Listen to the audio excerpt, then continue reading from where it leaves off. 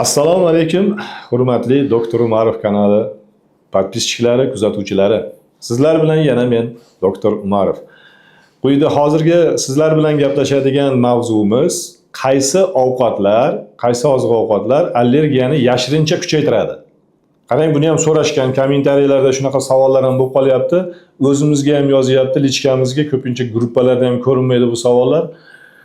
Shu o'zimizga yozayotgan nimamizda. Chunki lichkaga yozish qandaydir yashirincharoq o'xshaydi, shuning uchun ko'proq yozishyapti bu masalada. Rahmat o'sha savol berganlarga, bu savol uchun minnatdorman. Endi birinchi o'rin, eng asosiy qism mana qaysi ovqatlar degani. Tarkibi ximikat bilan bog'liq bo'lgan har qanday oziq-ovqat u allergiyani yashirincha kuchaytirib boradi. Mana har bittasini sanab o'tishimiz mumkin. Masalan, hozirgi kunda eng ko'p narsalar nima bo'lib ketgan? Fast foodlar.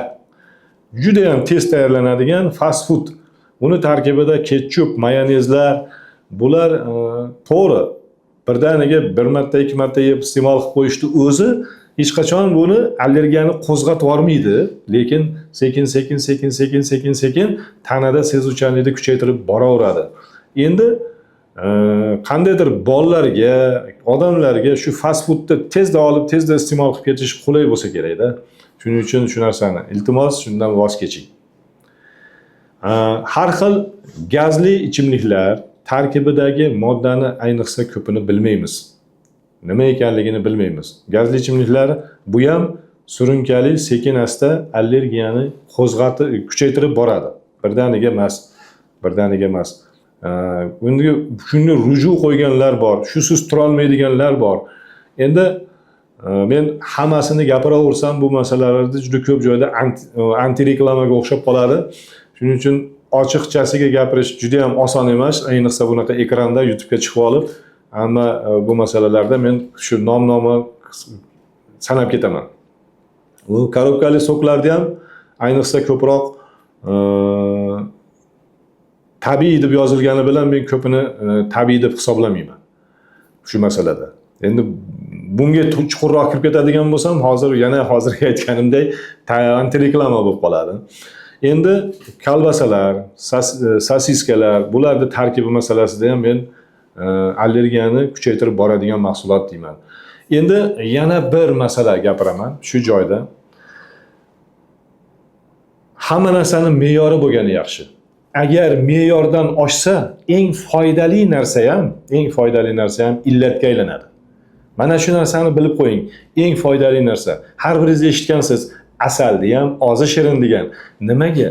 Asal ming bir dardga davo, lekin ozi shirin. Nima uchun? O'sha ozi shifo bo'ladi. Endi bir narsaga ruju qo'yib, siz o'sha narsani to'yib, bo'kib iste'mol qilgandan ko'ra, kam-kam, hali tojiklarda bir maqol bor. Kam-kam xo'ram, har ro'z xo'ram deydi. O'shanday o'sha mahsulotlarda ham mayli nima tomonidan qandaydir bir sertifikatlar olib, oziq-ovqatga insonga iste'molga yaroqli degan sertifikatlarni ham olgan. Bularning ham hammasini bor. Lekin o'sha oz-ozdan, kam-kamdan bo'lgani ma'qulroq. O'shanda biz allergiyadan xoliroq bo'lamiz. To'g'ri, zamonamiz mana oddiy o'zimizda dehqonchilikda yetishtirilayotgan sabzavotmi, mevami yoki poliz ekinlarimi qaysi biri bo'lishidan qat'iy nazar birortasini ximikatsiz, ya'ni mineral o'g'itlarsiz yoki birorta zaharsiz yetkazib bo'lmayapti.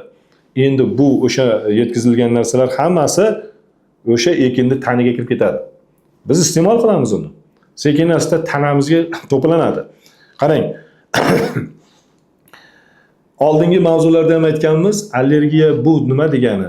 Bizi sezuvchanligi oshib ketgan organizmni tashqaridan tusha turgan allergiyalarga nisbatan o'sha tanani javob reaksiyasini allergiya deyilgan. Qarang, endi mana shu joyda yana hujayra darajasida sizga tushuntiradigan bo'lsam, mana 5-sinfmikan botanika fanida shu hujayrani rasmi bilan hujayrani tarkibi to'g'risida o'rgatilgan. Maktab kursida bor narsa, bilasiz uni. Tarkibida ribosoma, mitoxondriya, nimani hujayrani yadrosi, bular hammasini o'zining vazifasi borda. Hujayra suyuqligi bor. Hujayraning suyuqligini ichiga tasavvur qilingda. Endi og'ir metall tuzlari, har xil ximikat, begona moddalar to'lib qoldi. 1000 dorini tashqaridan kiriting, uni ichiga kirib bormaydi. Eng avvalo biz o'shandan tozalashimiz kerak. O'sha hujayrani ichi kirlanib, tozalanib ketmasligi uchun siz yuqorida sanab o'tgan ximikat preparatlardan, ya'ni preparat deganimda yana o'sha mahsulotlardan o'zingiz ehtiyot qiling. Kam o'sha narsadan mayli nimadir shu nafsni qondirish uchun ozroqdir, lekin ayniqsa farzandlarga. Mana oddiy jivachkani olib ko'raylik. Men qaysi birligini aytmayman ham, boshqa ham demayman. Balki buni tarkibi jihatidan buni men taqiqlab ham qo'ya olmayman. Qo'limdan kelmaydi ham bu narsani taqiqlash. Lekin uni o'zini me'yori bor. Jivachka ekanda o'zini nima qilmaydi, lekin mana juda ko'p oziq-ovqatlarning tarkibida ye degan o'sha tarkibini o'qib ko'rsangiz, qarab ko'rsangiz, ye nechiyam raqam bilan qo'yilgan nimalar bor, oziq-ovqat qo'shimchalari bor. O'sha dabavkani ichiga, ya'ni har qanday oziq-ovqat tarkibiga shu tarkibi deganda ye degan nimasi bor. Ana shular ko'proq rak hujayralarini ko'paytirishga sabab bo'ladi. Uni ko'payib ketishi, ya'ni o'sha mahsulotning tanada ko'payib ketishi bo'lmaydi. Shu jivachkaning tarkibida ham bor bu narsa. Boshqa oziq-ovqatlarning tarkibida ham bu shu narsa. Mahsulotning uzoq, sof saqlanishi uchun, ya'ni sof emas, yaxshi shu chidamli saqlanishi uchun kerak o'sha narsalar. Mazza kiritish uchun kerak o'sha narsalar. Endi qayerdan bo'ladi o'sha? Bu hammasi ximikat. Ilojini boricha qoching.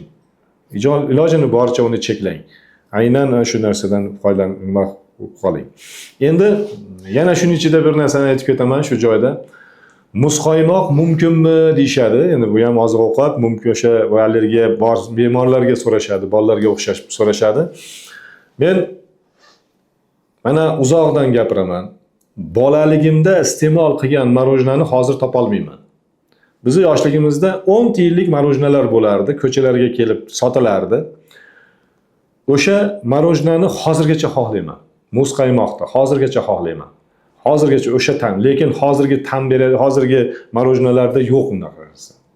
Ilgari bo'lgan. Endi yana shokoladlar, qandlar, bu masalalarda ham hozir gapiramiz. Qarangda, muzqaymoq mumkinmi, muzqaymoq yeyish mumkinmi deb so'rashaveradi-da. Men shu narsani tarafdorimanki, masalan, ko'proq bolalar uchun so'raladi. Katta odamlarga unchalik emas. Bolaligim gapirdim hozir. Hech kimni bolaligidan mahrum qilmaylik. O'sha bolalikda kerak bo'lgan marojna, ya'ni o'sha muzqaymoq, shokolad, qandlar, bulardan mahrum qilish o'ta yaxshi narsa emas, ya'ni taqiqlab qo'yish yaxshi narsa emas. U bolalikda gashti, lekin hozir yuqorida aytganimdek me'yori bor. Muzqaymoq iste'mol qilish qanaqa bo'ladi? Muzqaymoqda yalanadi. Iste'mol qilib yeb tishlab iste'mol qilinmaydi.